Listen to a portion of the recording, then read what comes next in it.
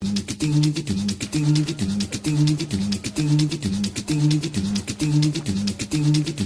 lau wallahi. Ba wani abin fada za ka gaya fa. Kaga ina gaya ma idan za ka yi magana ka san da ba kake magana.